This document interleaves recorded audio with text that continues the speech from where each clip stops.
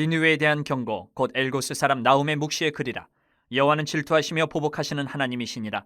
여호와는 보복하시며 진노하시되 자기를 거스르는 자에게 여호와는 보복하시며 자기를 대적하는 자에게 진노를 품으시며 여호와는 노하기를 더디하시며 권능이 크시며 벌받을 자를 결코 내버려 두지 아니하시느니라.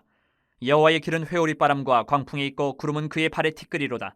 그는 바다를 꾸짖어 그것을 말리시며 모든 강을 말리시나니 바산과 갈멜이 쇠하며 레바논의 꽃이 시드는도다. 그로 말미암아 산들이 진동하며 작은 산들이 녹고 그 앞에서는 땅곧 세계와 그 가운데 있는 모든 것들이 솟아오르는도다. 누가 능히 그의 분노 앞에 서면 누가 능히 그의 진노를 감당하랴. 그의 진노가 불처럼 쏟아지니 그로 말미암아 바위들이 깨지는도다. 여호와는 선하시며 환난 날의 산성이시라. 그는 자기에게 피하는 자들을 아시느니라. 그가 범람하는 물로 그것을 진멸하시고 자기 대적들을 흑암으로 쫓아내시리라. 너희는 여호와께 대하여 무엇을 꾀하느냐. 그가 온전히 멸하시리니 재난이 다시 일어나지 아니하리라. 가시덤불같이 엉클어졌고 술을 마신 것 같이 취한 그들은 마른 지푸라기같이 모두 탈 것이거늘 여호와께 악을 꾀하는 한 사람이 너희 중에서 나와서 사악한 것을 권하는도다. 여호와께서 이같이 말씀하시기를 그들이 비록 강하고 많을지라도 반드시 멸절을 당하리니 그가 없어지리라. 내가 전에는 너를 괴롭혔으나 다시는 너를 괴롭히지 아니할 것이라. 이제 내게 지은 그의 멍에를 내가 깨뜨리고 내 결박을 끊으리라. 나 여호와가 내게 대하여 명령하였나니 내 이름이 다시는 전파되지 않을 것이라.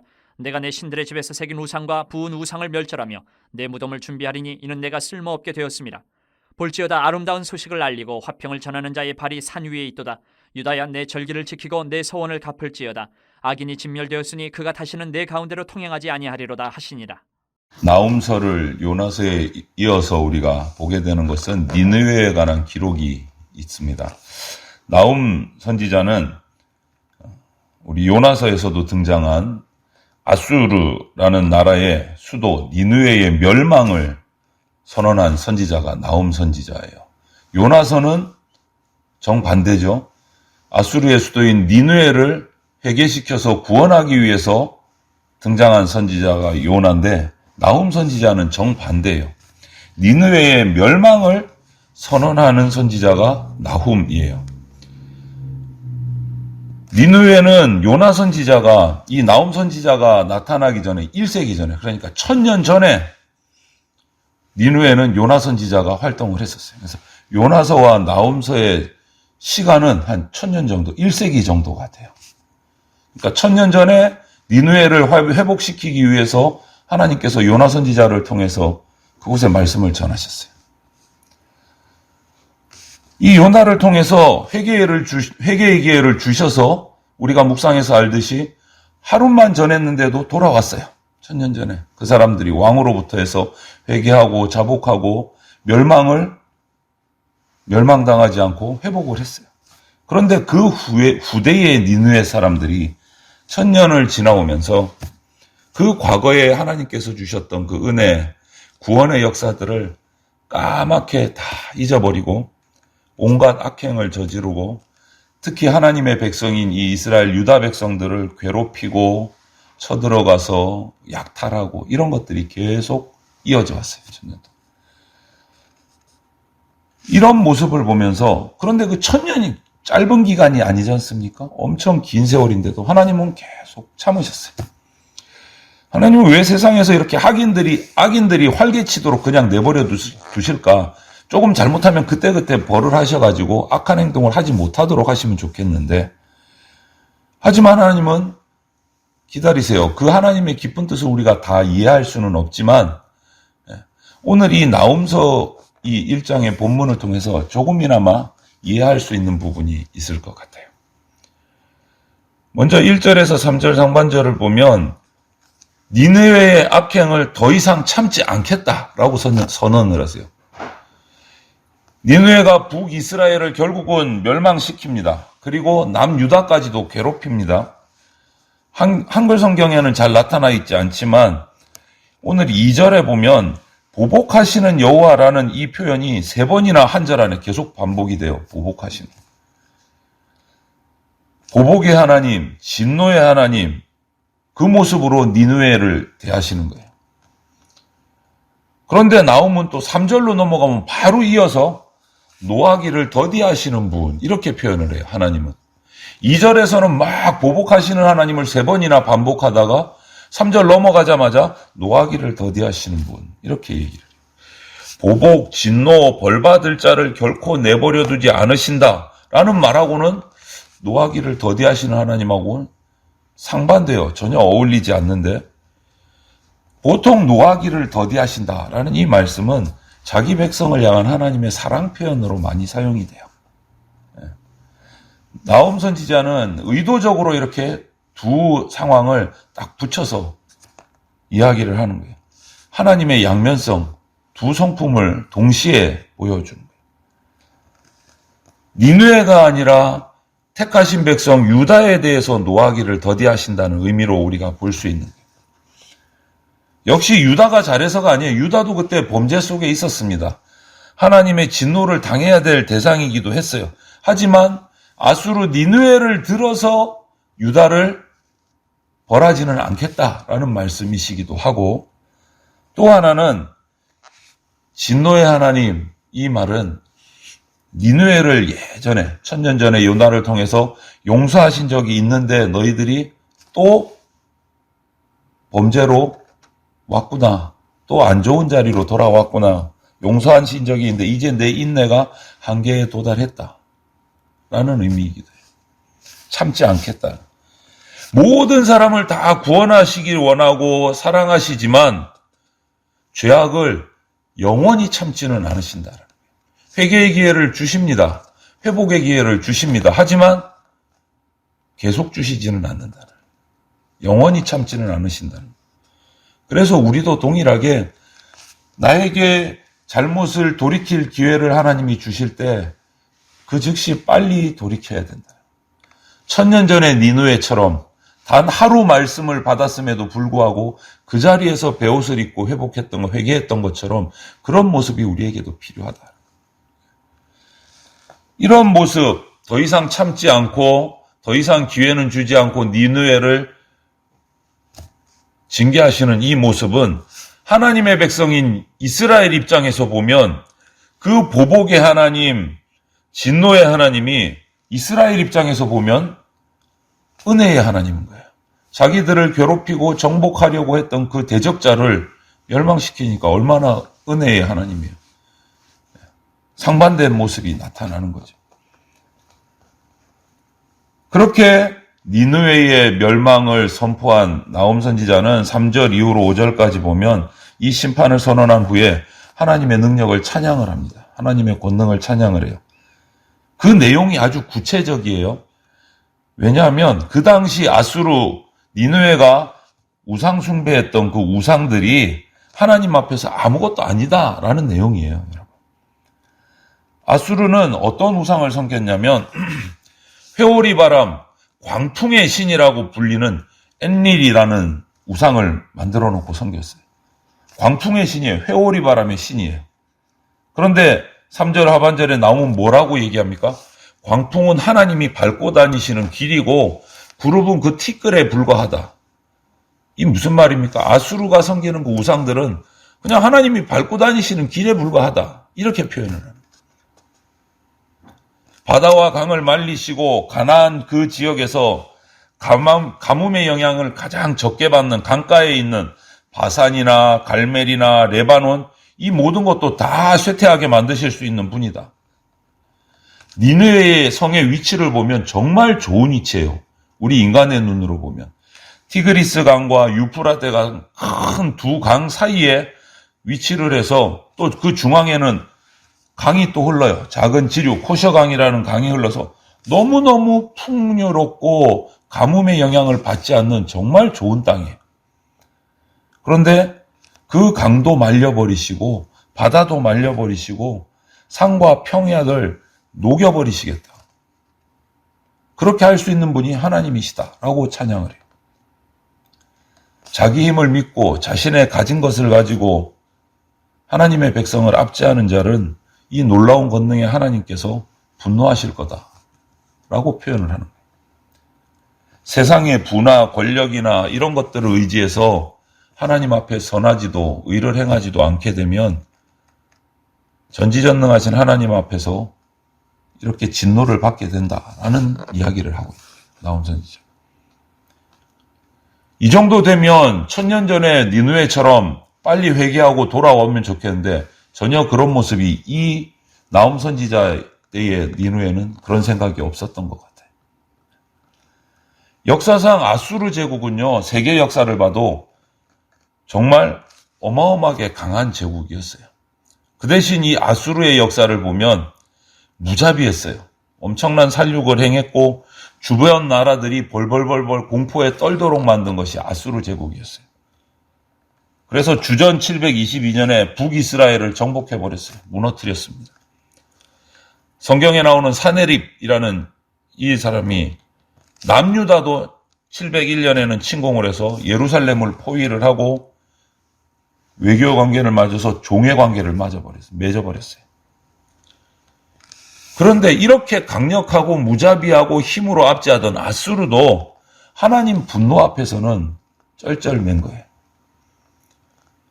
이 아수르의 악행에 대해서 하나님의 분노를 정말 나홈은 오늘 본문에서 실감나게 기록을 하고 있어요. 묘사를 해요. 불같은 하나님의 진노 앞에서 바위가 깨질 것이다. 6절에 그렇게 말하죠. 자기에게 피하는 자에게는 산성이 되어주시고 보호를 해주시지만 대적하는 자는 산산이 깨트려 버리시겠다는 뜻이에요. 8절에 보면 이렇게 표현합니다. 니느웨를 범람하는 물로 진멸하시며 흑암으로 쫓아내시겠다. 노아 홍수처럼 쓸어버리시겠다는 말이에요. 동시에 그들이 의지하던, 그들이 가장 풍요를 누리던 근원이었던 티그리스 강, 유프라테스 강이 그들을 멸망시키는 원천이 될 것이다. 물의 재앙을 선포하는 거예요. 현실적으로 보면 아수르 제국은 그 당시에 가장 군사적으로 경제적으로 큰 강대국이었어. 누구도 넘볼 수 없는. 나훔 선지자가 지금 이렇게 멸망의 선포, 아수르는 멸망한다, 니누에는 멸망한다, 하나님의 진노 앞에 깨진다, 바위가 깨지듯이 산이 녹아서 평야가 되듯이 완전히 멸망할 것이다. 나훔 선지자가 이렇게 외칠 때 웃기고 있네 했을 거예요. 그 사람들은. 그 당시에 아수르의 이 상황은 어마어마했어요. 누구도 넘볼 수 없는 강대국이었거든요. 그런데 그 강대국이 멸망한다고 하니까 얼마나 우습겠어요. 상상도 못하는 얘기를 하니까.